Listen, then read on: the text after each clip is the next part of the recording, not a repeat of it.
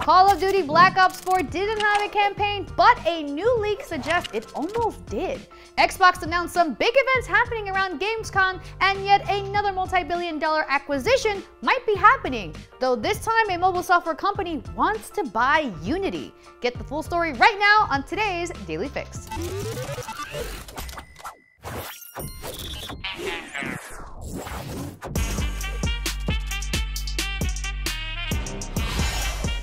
Call of Duty Black Ops 4 was a black sheep for the franchise due to its lack of single-player campaign. However, a new report shows that a very ambitious campaign was in the works and that its cancellation may have paved the way for Call of Duty's first Battle Royale mode.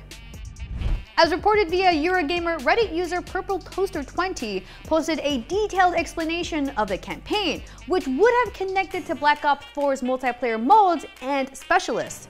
The campaign was set to continue the events of Black Ops 3. Following a global pandemic and multiple climate disasters, the world was divided into two main factions. Players would have been able to pick a side, joining either the World United Nations or the Free People's Army. This might all sound like hearsay, but Purple Toaster also provided over 400 images of concept art, storyboards, and early mission planning for the campaign. All of this would have been playable solo or around a 2v2 race to the finish design, with the world state changing depending on which team accomplished their goals first, which would have provided a number of different campaign experiences depending on each faction's performance.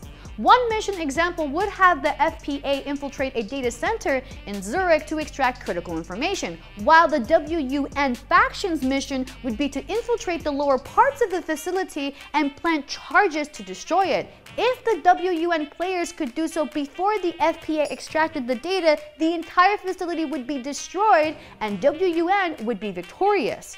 Developer Treyarch had created a number of original characters and cutscenes to accompany the gameplay, with each faction having its own handler that would talk to the players through each mission and oversee the campaign. There were even several DLC episodes planned post-launch featuring a handful of new missions and continued stories for the two main factions. Sadly, due to the ambitious nature of the campaign, reports in April 2018 surfaced that Treyarch would not include Black Ops 4's single-player mode, the first game to do so in the franchise's history.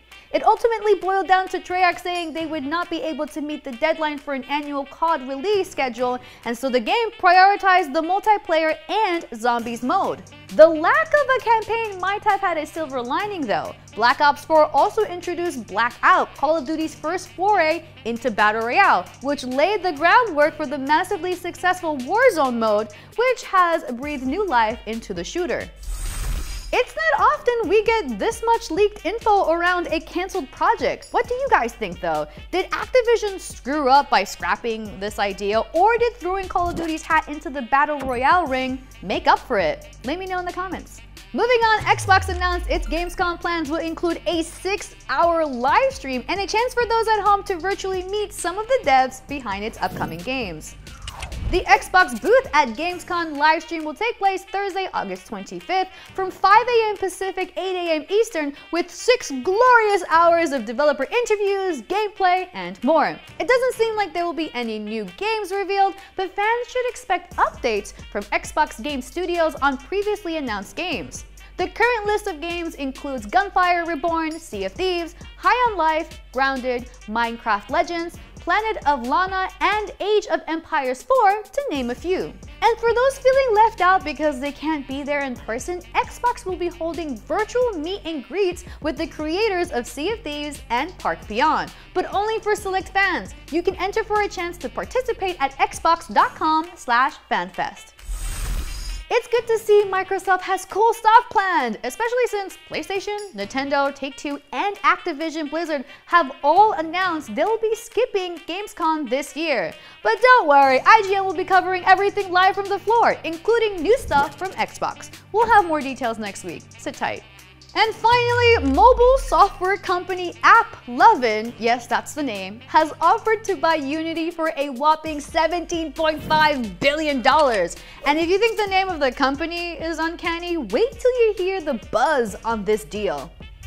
According to Reuters, the mobile software developer has offered an all-stock bid for Unity. If you're unfamiliar, this is the game engine used to make games like Call of Duty Mobile and Pokemon Go, just to name a few. Now, here's where it gets juicy.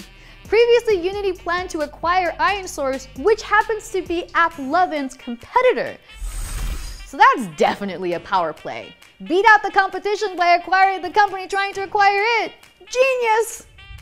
Unity recently made headlines after CEO John Riccitiello came under heat for calling developers who don't monetize their games the biggest idiots, which forced him to apologize, but finding new ways to make money is clearly a focus for Unity, since ironSource and AppLovin both specialize in monetization software for mobile games.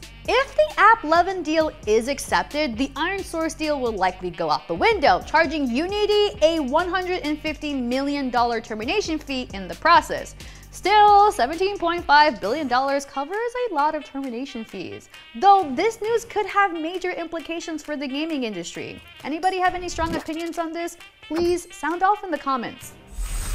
And that is your Daily Fix for today, August 10th. Nintendo held a Splatoon 3 Direct early today, and if you want to know everything that was revealed, be sure to check out the article on IGN.com. Follow Daily Fix on Snapchat, download IGN on all the apps, and for everything else, just stick to IGN. I'm Nars, and remember to always stay fabulous.